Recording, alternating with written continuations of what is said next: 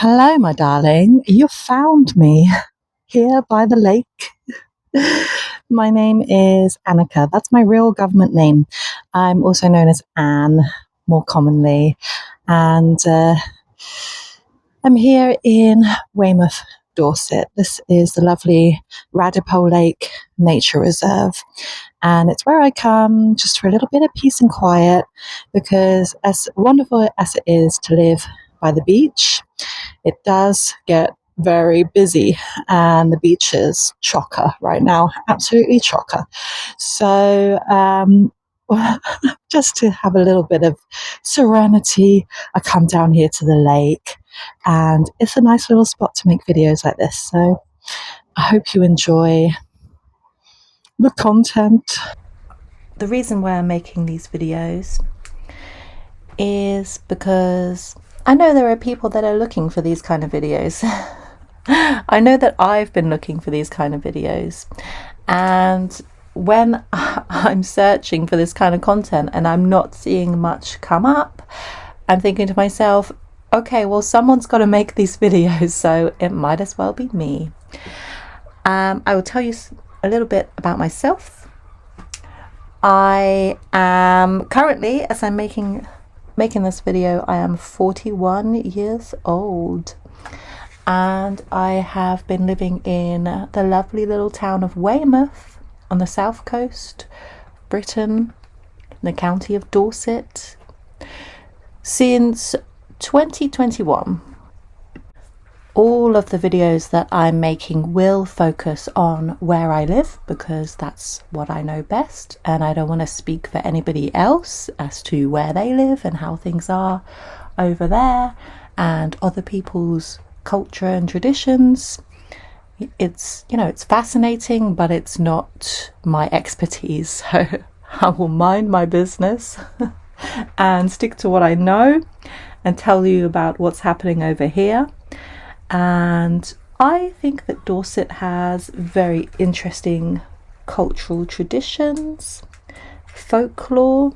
It's absolutely fascinating.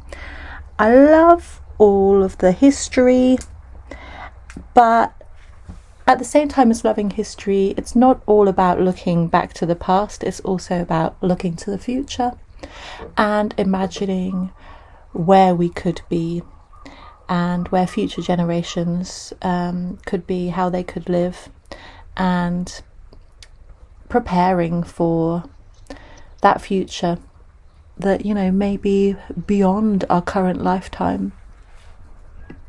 With sea levels rising, Weymouth should be underwater in maybe less than 100 years. I'm not sure. I have the sea to one side of me, a lake to the other side of me, which joins the harbour and is fed by a lovely river. The River Wey, why Weymouth is called Weymouth. It's the mouth of the River Wey, but it's really a tiny little trickling stream. It's not much of a river, to be honest, but it streams out of the beautiful chalk hills that surround us. And Dorset, that is a major feature of Dorset, the beautiful chalk hills. My personal devotion is to Our Lady of the Seas and the Oceans, Mother of us all. And I regard all humans as having that same origin, all life on earth as having that same origin in the ocean, the great womb of life on earth. We all share this one mother, and as such we are all equally her children, equally to be respected and loved and cherished. And through all of our diversity, all of our creativity, our salvation as a species is in recognizing the great Mother Domnu as mother of all life on earth and our deep connection through her. So it's through devotion to Domnu, the great Queen of the Deep, that we instill within ourselves a reminder to our purpose. So what I really want to focus on is the priestess path, specifically focusing on the goddess Domnu. This book is a great big chunky thing, but I go straight to the middle of the book, which is where it gets to Domnu. And I kind of skip the rest, to be honest. I have read it, but it's not as useful to me. This book, Priestesses of Avalon, Priestess of the Goddess by Kathy Jones, is basically a kind of guidebook for the workings of the Goddess Temple in Glastonbury. So if you're interested in Glastonbury Goddess Temple tradition, then this is essential reading. But I really just go into the bits about Domnu. So for the Glastonbury Goddess tradition, Domnu is celebrated at summer solstice. So that's when they decorate their altar and do all their rituals in honour of Domnu as Mother of Water. Then we've also got a book called Lady of the Sea by Margie MacArthur, which is focused on interpreting the Virgin Mary as Stella Marie, or the Lady of the Sea as that primordial goddess. And so it goes through that kind of way of interpreting. If you are somebody who does find themselves drawn to those kind of images, the images of the Virgin Mary as a protectress of seafarers, then that book will appeal to you. The Way of the Sea Priestess, An Inner Path by Louise Tarrier. The Untraining of a Sea Priestess by Stephanie Leon Neal. So they both look at two different sides of this path, basically. One which is looking very much inward and kind of deconstructing all your previous stuff. So I think I would start off with the untraining before anything else. Untrain your mind and kind of allow that openness so that you can then begin your path, your inner path, Way of the Sea Priestess. And then finally we have a little book called A Sea Witch's Companion, which is by Levana Morgan, and that is very much focused on the magical practices, so that's good fun. So those are my recommended reading list. If you have anything else that you think should be added to that list, please let me know in the comment section below, and we can go through those books too. I mean, I've got a lot of books, but these are the ones that I picked out as being most relevant, I think, for this topic. So I'm going to basically make some videos where I go through some of the chapters of these different books and guide you through the practice of the Sea Priestess. Okay, wait 1 second. I want to pull a card from one of my favorite decks. It's the Oceanic Tarot.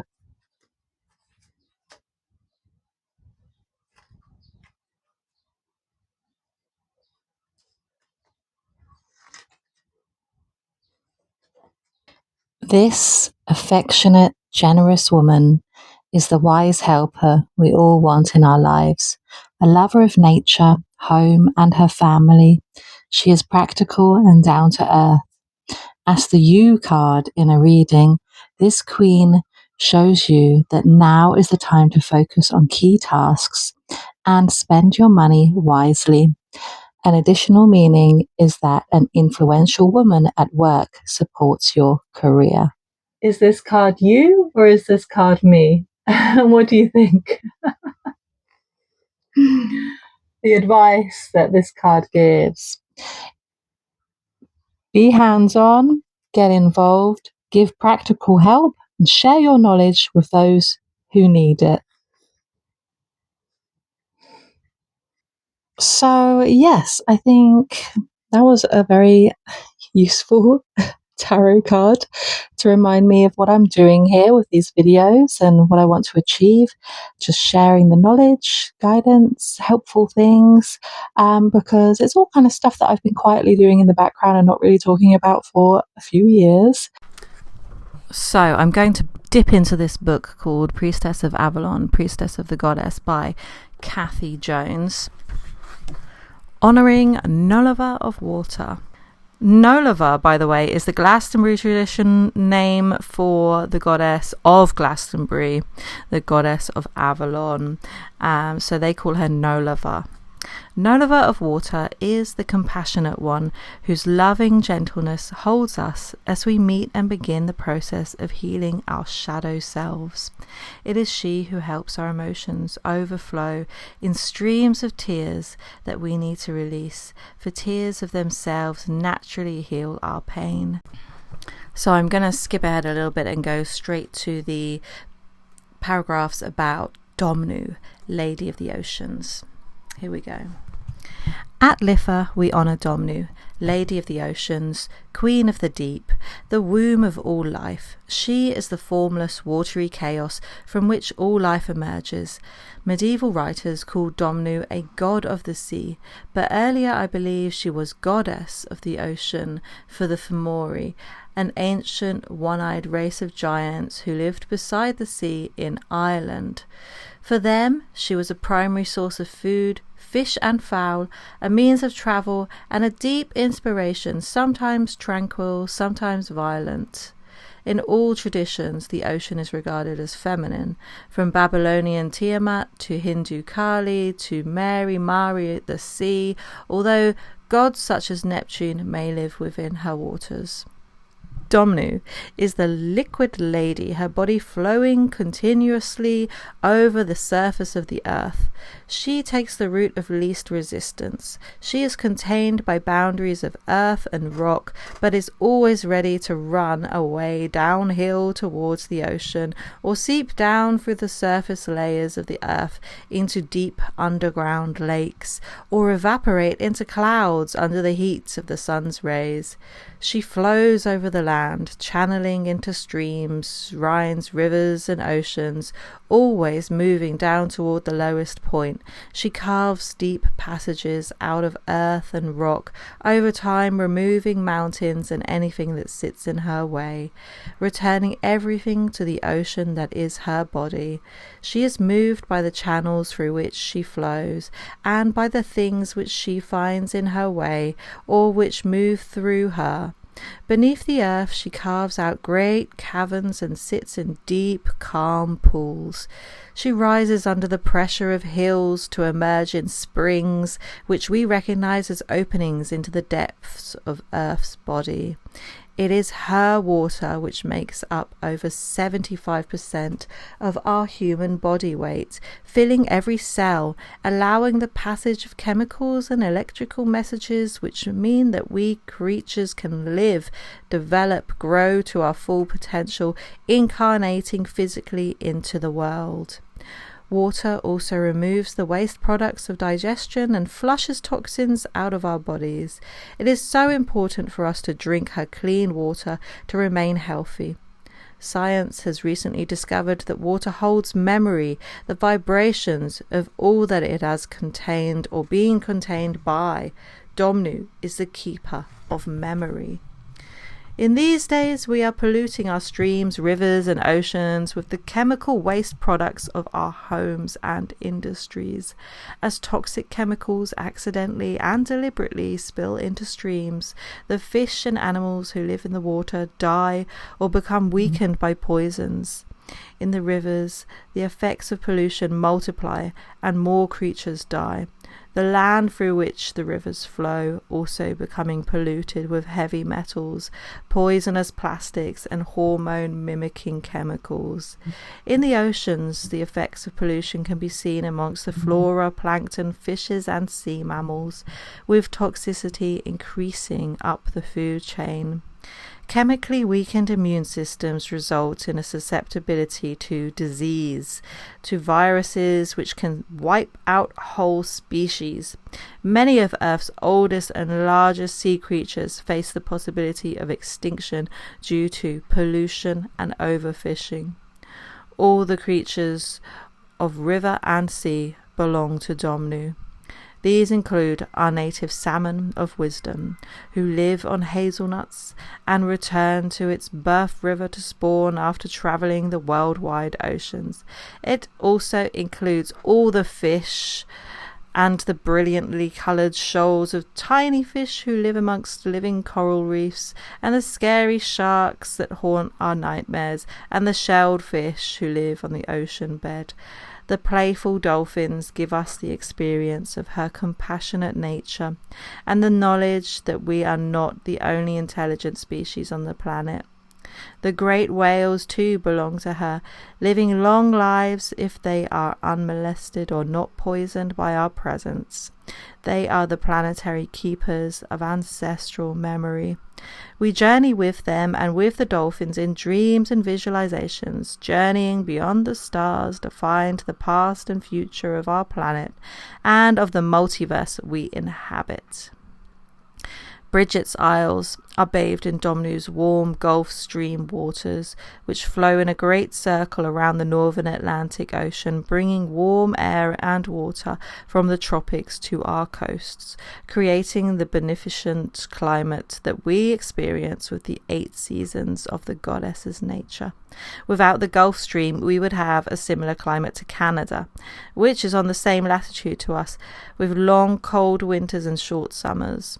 The Gulf Stream moves past these isles, descending into the deeper ocean near Greenland and flowing back in a circle via the coasts of Canada and North America. Pollution and global warming are changing the movement in the Gulf Stream, and it may one day cease to flow, as it has done in the past, plunging Bridget's Isles into coldness. The seasons of the goddess would change dramatically if this were to occur, and we could become icebound for much of the year. She would show us much more of her frozen winter face. At Litha, we honour Domnu, remembering her as with every drink of water we take. Every time we wash or bathe in her rivers, or splash in her seas, or stand beside her great oceans, gazing to the horizon, awed by her immensity and power, we show our respect for her, knowing that she is vast and deep, that she can swallow us up in the flip of her wave, or allow us to ride safely in boats across her immensity. We honour her at all times, recognizing that she is the source of all animal and human life on this planet. Once we lived in her liquid body, evolving until we climbed out of the oceans and onto the land. Our development in our mother's womb mirrors this evolutionary journey from waterborne creatures who once breathed through gills to independent air-breathing creatures with lungs. Women are the keepers of the waters through our menstrual cycles, through our wombs in which our children's lives and our dreams are created and nurtured, and through our connection to the moon. The moon's gravitational pull has demonstrable effect on all the water on Earth, drawing up the oceans each day as she encircles the Earth, creating the physical ocean tides, as well as drawing on the water within our bodies, creating the physical tides which affect us all. It is important that as women we recognize that we can do many things to change what is happening to the waters of this planet. We can pray, we can chant when we are beside water, and before we drink water, we can claim clean water for ourselves and our families. We can help clean ditches, ponds, canals and rivers of debris. We can campaign for clean water. We can campaign for the creatures of the sea.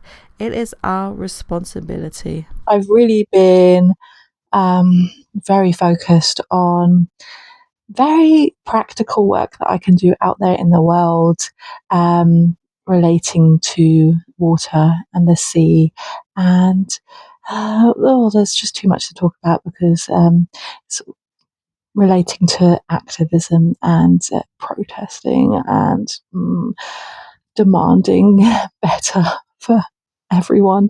All of this stuff, it just ties really deeply into spirituality and religion for me. So I kind of see it as like a sacred calling, really, to stand up for the oppressed and stand up for the animals and the environment and people of the world.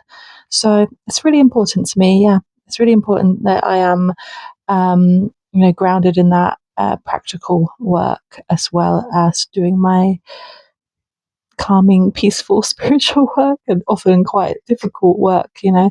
Working through emotions, because when you're heavily into activism, it's emotionally like very hard because you're receiving all of this information about all the injustice in the world, and it's very, very overwhelming. It's very horrible, and you have to then be able to work through all of the sorrow, all of the anger, and this is where Domnu comes in, because as mother of water, she's also mother of emotions, anger, frustration, love, and passion, all of these emotions that are washing over us, and learning how to deal with those and learning how to work with that energy, that passion within, and use it, put it to use in your life. So that's what my work is all about, and that's what I want to share here on this channel.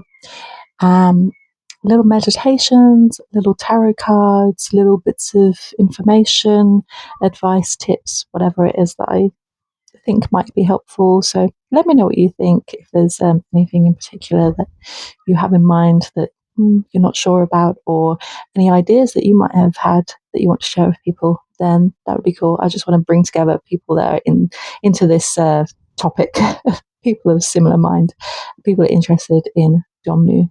So thank you for watching this, and I will see you in the next video. Bye bye.